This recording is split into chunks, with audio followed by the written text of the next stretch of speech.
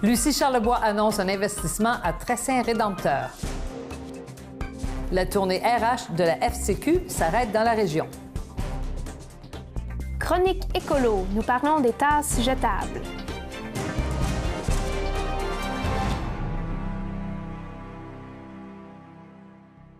Bonjour et bienvenue à votre hebdo régional Vaudreuil-Soulanges. Bonjour Philippe-Olivier, ça va bien? Ça va très bien, Linda, et toi? Oui, très bien. Oui, bon.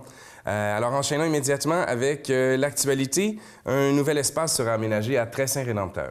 Effectivement, la députée de Soulanges, Lucie Charlebois, a annoncé le 5 février dernier que le gouvernement du Québec contribuera à l'aménagement du parc Cavalerie en accordant une aide financière de plus de 10 000 à la municipalité de Tressin-Rédempteur. Ceci permettra l'achat de l'installation de modules de jeux au parc municipal afin de créer un espace créatif pour les enfants du secteur. Le coût total du projet est évalué à près de 51 000 Et l'UPA souligne la 28e Semaine nationale de prévention du suicide. Depuis 2016, la Fédération de l'Union des producteurs agricoles, en collaboration avec les centres de prévention du suicide, offre une formation adaptée au secteur agricole afin de développer un réseau de ressources sentinelles. Ces intervenants qui œuvrent en agriculture sont formés pour établir un premier contact avec les gens vulnérables, dont les producteurs. Ensuite, la tournée RH de la FCQ qui s'arrête dans la région. Le 8 février dernier, la Chambre de commerce et de l'industrie de Vaudreuil-Soulanges était les hôtes de la tournée RH organisée par la Fédération des chambres du Québec. L'événement, qui se déroulait à l'Auberge des Galants à Sainte-Marthe, a permis à la centaine de participants de discuter de solutions concrètes aux enjeux du travail liés aux ressources humaines. Et sur la scène municipale, Linda, un nouveau projet de lecture à Vaudreuil-Dorion. Effectivement, le 6 février dernier a eu lieu le lancement des soirées pour emporter de la Bibliothèque municipale de Vaudreuil-Dorion. Ce projet consiste à des boîtes contenant le nécessaire pour organiser son propre club de lecture. Chaque boîte comprend 6 romans d'un même auteur ou d'une thématique accompagnée d'idées de discussion. Et pour la semaine de relâche, la ville de Saint-Lazare qui offre toutes sortes d'activités. Oui, la Ville propose un calendrier riche en activités pour tous les âges. Les jeunes de 5 à 12 ans peuvent s'inscrire au camp de jour et l'Ado-Zone propose des soirées uniques de glissade patin-ski sous les étoiles. Ou venez tout simplement passer un après-midi en famille au centre communautaire autour d'un jeu de société. Et enfin, une aide financière bonifiée à Saint-Zotique. Oui, effectivement, afin d'aider les citoyens pris avec des problèmes de maison lézardés, la municipalité de Saint-Zotique confirme qu'elle a reçu une somme supplémentaire de 121 000 du programme Rénovation Québec pour les aider dans leur démarche de rénovation. Les citoyens sont invités à consulter le site Web de la Ville pour plus d'informations. Merci. Et maintenant, pour la chronique écolo aujourd'hui, nous allons rejoindre Léa qui va nous parler des tasses à café jetables. Oui, bonjour Philippe, Olivier et Linda. Saviez-vous que chaque jour, selon l'Organisation internationale du café, ce sont plus de 1,6 milliard de tasses de café qui sont consommées? Donc, que ce soit dans des tasses en céramique, en acier inoxydable ou des tasses jetables.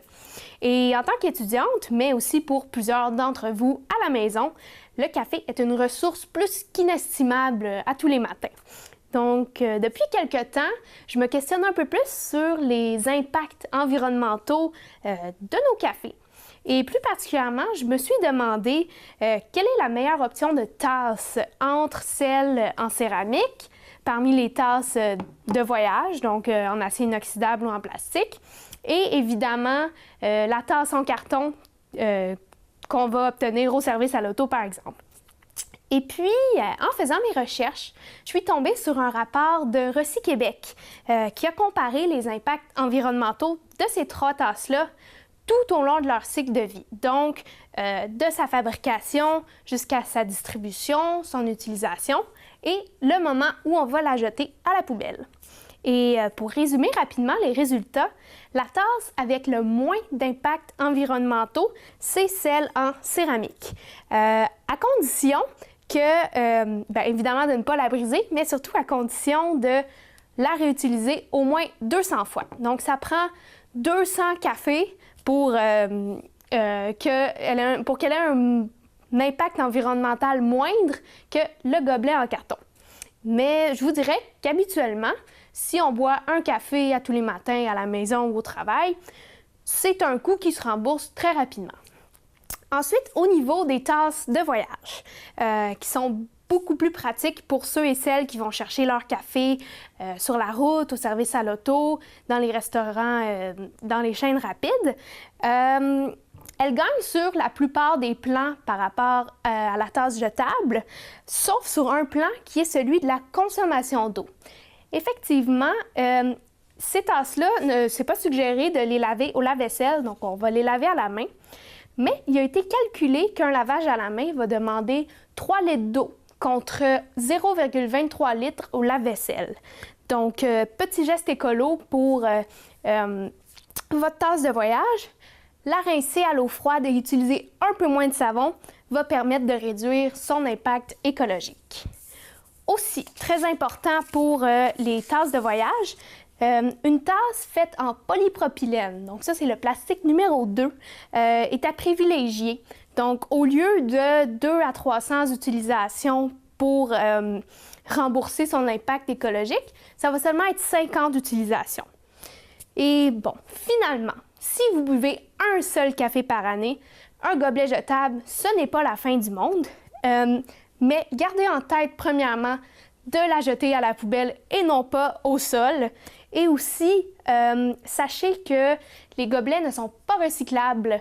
En fait, même si les tasses sont faites en carton, il y a une file pellicule à l'intérieur qui sert d'isolant qui, elle, n'est pas recyclable. Donc, votre tasse va être rejetée dans la plupart des centres de tri de recyclage. Et surtout, le couvercle de la tasse est fait à partir du plastique numéro 6, qui est pas recyclable encore au Québec.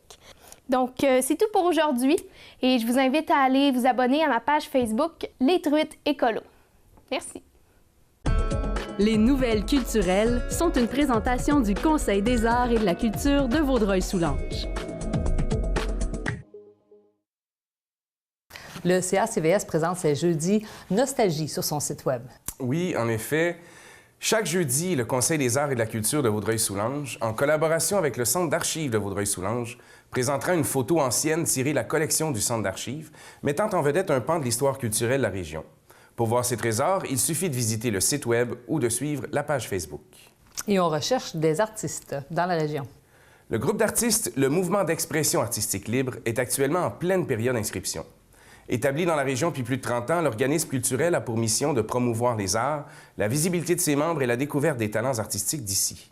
Les artistes intéressés à se joindre n'ont qu'à visiter le site Web et cliquer sur l'onglet « Devenir membre ». Le museau recrute. Oui, en effet, Linda. Le musée de Société des Deux-Rives, situé à Salaberry de Valleyfield, est à la recherche de bénévoles.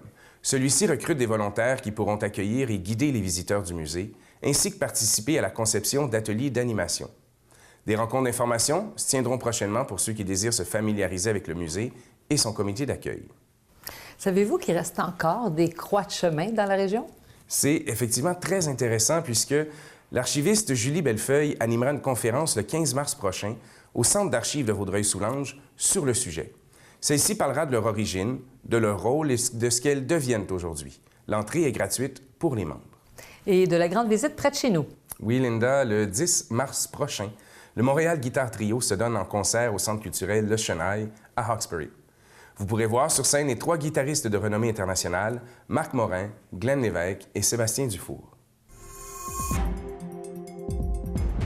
Rien ne va plus pour le Révolution. Oui, malheureusement, le 10 février dernier, le Révolution recevait pour un match local le Collège français de Longueuil à l'Aréna de Saint-Lazare. Le gardien du Révolution a littéralement été bombardé par les Longueuillois tout au long de la partie. Le Révolution s'est finalement incliné 6-4 face à son adversaire. Et tout un exploit pour les gens de l'île Perrot.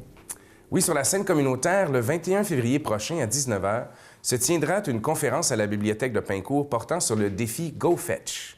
En effet, 3 amis natifs de l'île Perrot raconteront une expédition de 7350 km qu'ils ont faite en kayak de mer, de Montréal jusqu'au Yucatan, au Mexique. On parle d'une expédition qui a duré plus de 15 mois. Les 3 expéditeurs témoigneront de la persévérance dont ils ont dû faire preuve tout au long de leur périple. soulignons le 150e anniversaire du Canada avec des moments historiques qui ont façonné notre magnifique région. À titre de députée de Salaberry-sur-Roi, je suis heureuse de contribuer au rayonnement de notre télévision régionale, c'est sûr, la télé. Je suis donc fière de participer à la réalisation du segment Patrimoine historique présenté à chaque semaine durant votre hebdo régional Vaudreuil-Soulanges. Bon Canada 150! Philippe Olivier, aujourd'hui, tu vas nous parler de l'explication et de l'appellation des coteaux que nous avons dans la région. On en a, je pense, 2 ou 3, là. Alors, tu nous parles de ça? Oui, en effet, pour la capsule historique, les plus âgés se souviendront d'une époque où la région de Vaudreuil-Soulanges comptait 3 municipalités de type coteau. Coteau-du-Lac, Coteau-Station et Coteau-Landing. Ces 2 dernières ont fusionné en 1994, formant aujourd'hui les coteaux. Au 18e siècle, un coteau était perçu comme un endroit paisible et propice à l'installation des postes de commerce. En France, les coteaux sont souvent synonymes de production de vin. Or, la toponymie des différents coteaux dans Vaudreuil-Soulanges est plutôt liée au transport qu'à la viticulture. Pour faciliter leur commerce et la navigation, la couronne britannique fait construire une sorte de canal rudimentaire dans le fleuve Saint-Laurent. Avec la présence de rapides peu manœuvrables, on décide en effet d'ériger des petits remparts de pierre à quelques dizaines de mètres de la rive, à la hauteur de Coteau-du-Lac. Ainsi protégés du torrent, les navires peuvent accoster et les marins peuvent les décharger. Le nom de Coteau-Landing prend son appellation aussi de ce passé commercial. Les Britanniques désignaient cette zone comme un débarcadère, landing en anglais. Puis, concernant Coteau-Station, l'origine est en lien avec la compagnie du Grand Tronc qui visait à faire passer les trains d'un océan à l'autre. Or, une gare est installée à proximité. Il est facile de s'imaginer que cet atout était l'un des principaux moteurs économiques de la municipalité. Avec l'usage, ce secteur devint Coteau-Jonction, puis Coteau-Station. Merci beaucoup pour cette chronique historique. Toujours intéressant de connaître l'appellation que nous avons dans la région, hein? Oui, toujours intéressant aussi d'en connaître un peu plus sur l'histoire de notre région. Alors, c'est tout ce qui nous concerne cette semaine. Notre bulletin de nouvelles est complet. Merci beaucoup, Linda. Merci, Philippe-Olivier. Bonne semaine. Bonne semaine à toi. Restez avec nous pour l'émission Tête à tête, dont je reçois Audrey Despaux.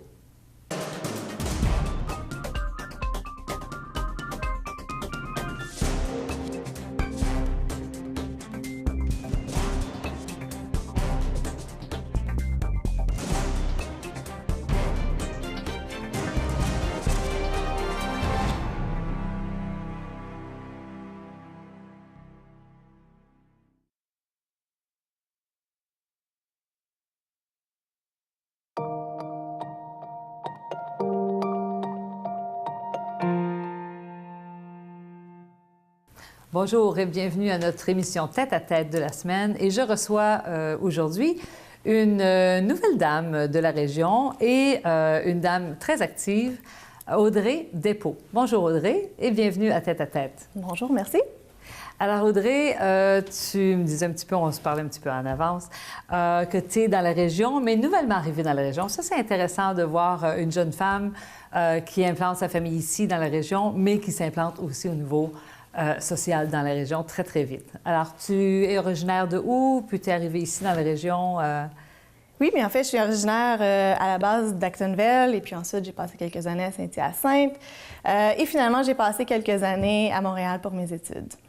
Je suis venue ici, temporairement à Saint-Lazare d'abord et puis je me suis implantée à Terrasse-Vaudreuil.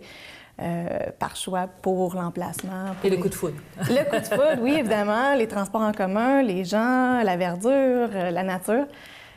Puis c'est un très bon choix. Je ne regrette absolument rien. Et dans cette l'implantation, tu as emmené la famille aussi. Tu as des enfants? Non, pas d'enfants, pas d'enfants. On verra. Mais j'ai un mari et nos 2 grands chiens. Donc, c'est sûr qu'on apprécie l'espace. Ça, il dit c'est le début. Un coup, on a des chiens, pas ça les autres. Ça suit, c'est le test ultime. Alors, et aussi, tu t'es impliqué dans la communauté très vite. Aussitôt que tu es arrivé à Terrasse-Vaudreuil, tu te dis, moi, je m'intéresse aux gens qui sont à l'intérieur de la ville et tu t'es impliqué. Alors, tu as fait plusieurs implications communautaires. Oui, bien en fait, avant même d'emménager à Terrasse-Vaudreuil, on magasinait les maisons, puis on prenait toujours notre petite marche autour, parce qu'on a visité des maisons dans plusieurs villes, en fait, à partir du West Island, même jusqu'à Hudson. On prenait notre petite marche, on disait bonjour aux gens dans les rues pour voir leur réaction, pour voir bon, si les gens étaient chaleureux. Et puis, bon, Thérèse Vaudreuil, ça a été le déclic là, tout de suite, le coup de foudre, autant environnemental que social. Et puis, avant même d'emménager, on a été à notre premier conseil municipal pour voir bon, qui gérait les affaires à Thérèse Vaudreuil, comment ça se passait. Et puis, je me suis impliquée tout de suite là, en tant que bénévole pour les événements de la ville, autant que j'ai pu. Donc, et c'est ce qui t'a amené à te présenter aux élections et d'avoir été élu aux dernières élections municipales. Alors, tu es conseillère maintenant du conseil de ville de la ville de Thérèse-Vaudreuil. Exactement. Et tu avais un mandat parce que tu as une formation assez spécifique. Tu as une formation en environnement. À la base, j'ai fait mon baccalauréat en sciences politiques. Et puis, j'ai poursuivi avec un diplôme de deuxième cycle en gestion de l'environnement, donc à l'Université de Sherbrooke. OK. Donc, à la base, j'avais l'intention d'aller travailler plus en développement international. J'ai été travailler en Afrique de l'Est à 2 reprises et j'ai beaucoup aimé l'expérience, mais je me suis aussi rendu compte à travers cette expérience-là qu'il y avait beaucoup d'enjeux. On travaillait sur le maintien de la paix et le rôle des médias dans ce maintien de la paix-là.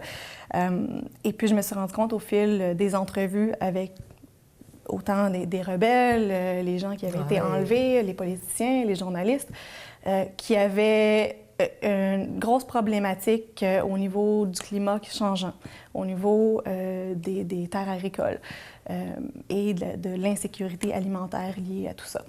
Et c'est un peu ce qui m'a emmenée à travailler avec le projet de la réalité climatique. Donc, je me suis dirigée un petit peu plus vers l'aspect environnemental et les façons dont cet aspect-là influençait les problèmes sociaux. Alors, c'est un peu ta plateforme, c'était ta plateforme quand tu es arrivée au conseil. Tu ne peux pas éviter, là. Hein? Absolument. Bien, c'est sûr que l'enjeu environnemental, c'est l'enjeu qui me tient le plus à cœur, mais il y a quand même beaucoup d'enjeux sociaux et de gouvernance là, qui m'intéressent. Donc, au point de vue de la gestion de la ville, c'est sûr que l'aspect gouvernance, l'aspect transparence m'intéressait beaucoup. Comment ça fonctionne, toutes ces choses-là? Comment est-ce qu'on peut mieux communiquer avec les citoyens de la ville? Comment est-ce qu'on peut offrir des services pour mieux répondre aux besoins, autant sociaux qu'environnementaux des citoyens? Mais bon, l'aspect environnemental, l'aspect changement climatique m'intéresse beaucoup puisque c'est aussi mon travail à temps plein. Et qui est la compagnie, qui est une compagnie? Donc, c'est un organisme de bienfaisance, un organisme à but non lucratif qui s'appelle le Projet de la réalité climatique Canada. C'est la fondation de l'ancien vice-président américain Al Gore. Donc, je gère la fondation là, pour le Canada. OK. Alors ça, c'est intéressant. Et tu l'impliques au Canada tout entier, mais tu en fais une petite bride dans Thérèse Vaudreuil déjà en partant. Oui, bien les deux sont en parallèle. Disons qu'il n'y a pas d'implication directe là, à mon travail et à Thérèse Vaudreuil, sauf que en parallèle avec mon implication au niveau municipal à Thérèse Vaudreuil, au travail à Réalité climatique Canada, on a aussi développé depuis l'an dernier une campagne qui s'appelle les Carrefours climatiques communautaires. Donc, on a 19 carrefours climatiques communautaires à travers le Canada. C'est des groupes de bénévoles qui agissent au niveau municipal, donc pour faire avancer l'action climatique, pour faire avancer les politiques publiques au niveau municipal dans leur ville. Un genre de parti vert dans chaque ville? Non, donc c'est vraiment aucunement partisan. C'est vraiment, à la base, c'est beaucoup d'éducation. Donc, dans certaines villes, c'est vraiment l'appui public qui manque pour implanter là, des plans d'action qui sont ambitieux. Un exemple. Pour réduire. Un exemple. L'auto électrique, les bornes électriques. Est-ce que ça serait un exemple, ça? Ça pourrait être, oui, ça pourrait être un exemple très concret là, d'une politique, une politique qui viserait à mettre plus de bornes de recharge sur les véhicules électriques. Mais je dirais un petit peu plus large que ça même. Je vous donne l'exemple de Vancouver, par contre. Par exemple.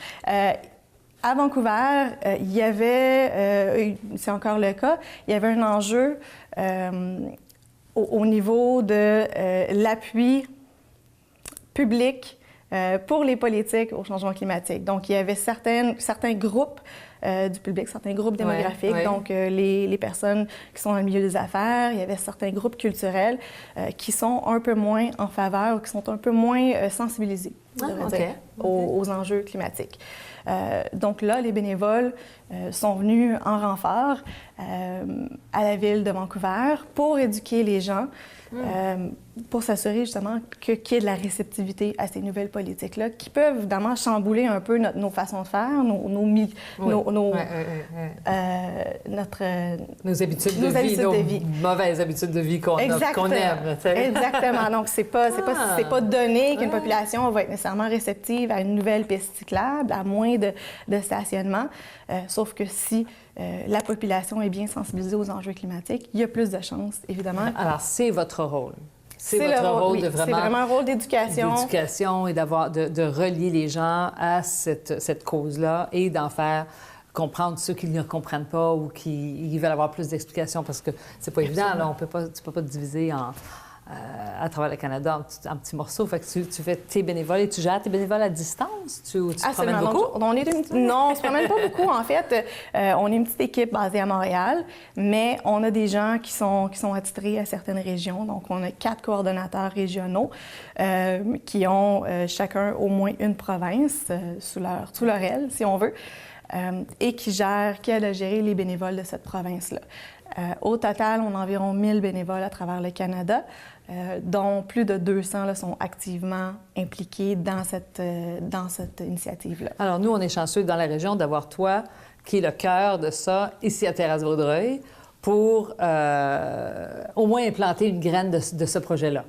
Oui, mais tu le fais, là, naturellement, tu le fais. Je le fais naturellement. Terrasse-Vaudreuil n'est pas une des moi, c'est dans Soulanges, alors on va en bénéficier. C'est ça. Donc, on n'a pas de programme spécifiquement à Terrasse, mais puisque j'y vis et je suis bien impliquée, c'est par la force des choses, c'est sûr qu'il y aura quand même des initiatives là, en lien avec le climat qui seront proposées. Ah, et tu as aussi une relation avec la société ou la Fondation David Suzuki?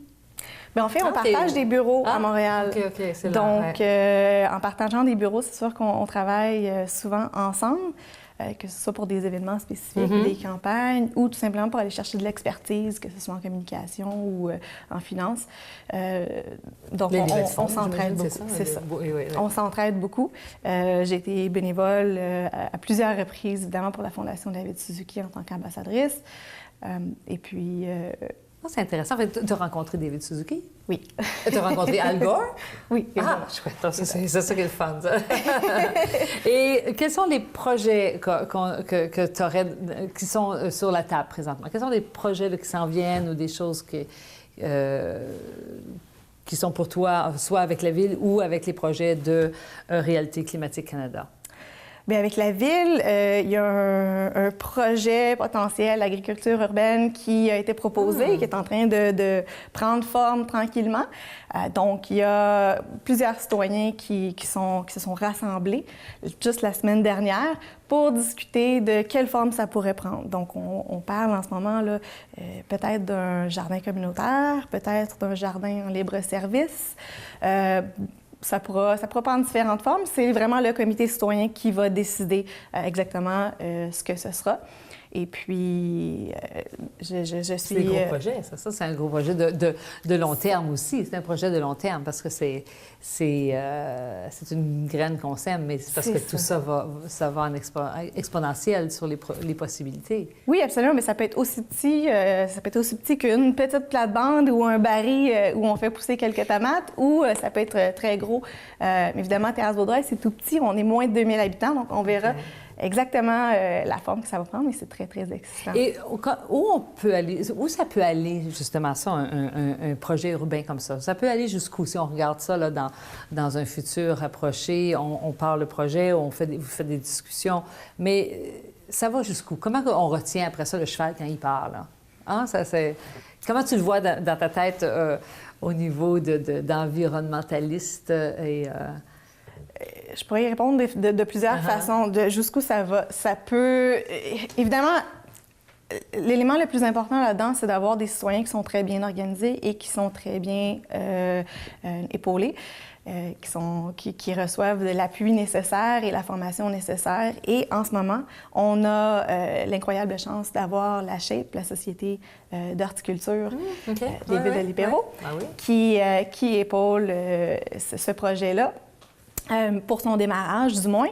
Donc, on est très, très, très chanceux d'avoir Sylvie, une citoyenne de Terrasse-Vaudreuil, qui est prête à aider au démarrage de ce projet-là.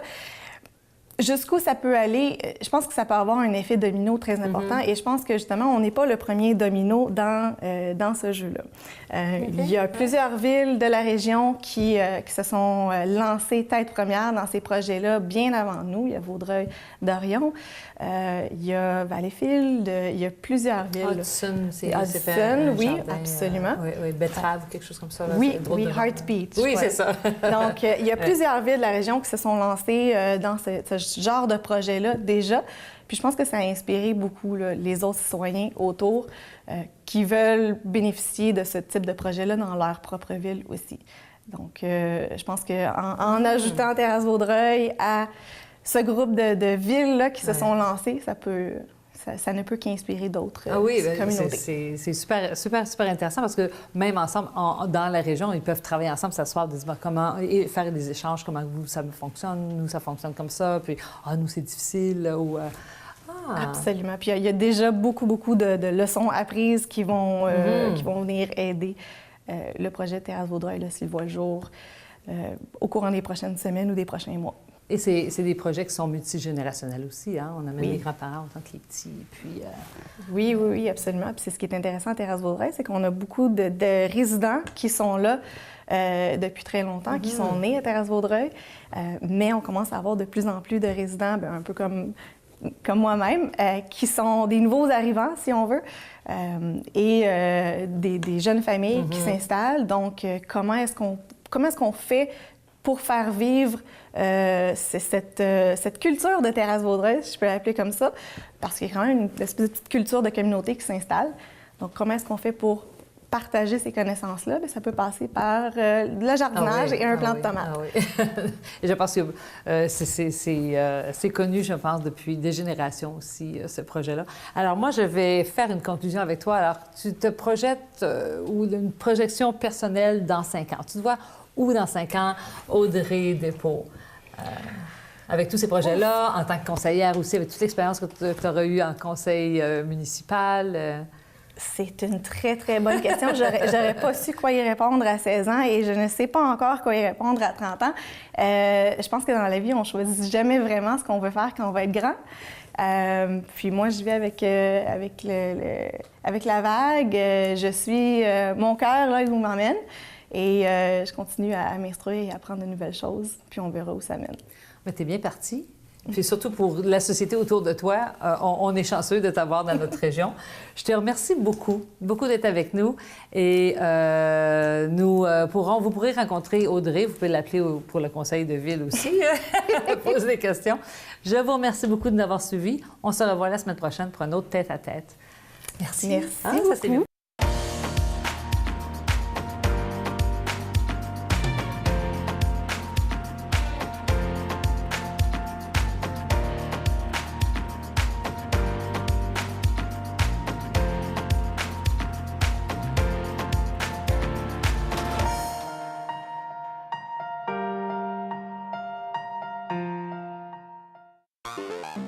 Revoyez vos émissions préférées à csur.tv.